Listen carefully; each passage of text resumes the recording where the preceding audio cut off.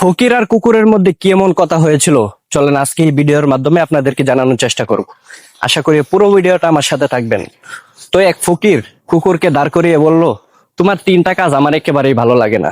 তার মধ্যে এক নাম্বার হলো তুমি দেয়ালে প্রস্রাব করো, দুই নাম্বার হলো তুমি ফকির দিকে ঘেউ ঘেউ করো, আর তিন নাম্বার হলো তুমি রাত বেরাতে ঘেউ ঘেউ করে মানুষের ঘুম নষ্ট করো।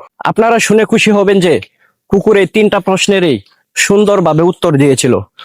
প্রথম প্রশ্ন ছিল দেয়ালে কেন প্রস্রাব করো। কুকুর বলল, দেয়ালে আমি এই কারণেই প্রস্রাব করি, জমিনে প্রস্রাব করলে ওই জমিনে যদি আল্লাহ তাআলার বান্দা সেজদার জন্য মাথা রাখে। দ্বিতীয় প্রশ্ন ছিল তুমি ফকিরকে দেখে কেন গেউ গেউ করো।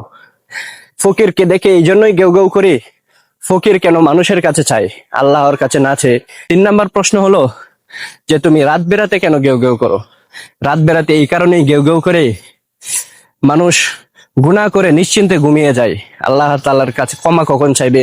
ঘুম বাদ দিয়ে যদি আল্লাহ তাআলার কাছে ক্ষমা চায়, আল্লাহ তাআলা তাকে মাফ করে দিবেন।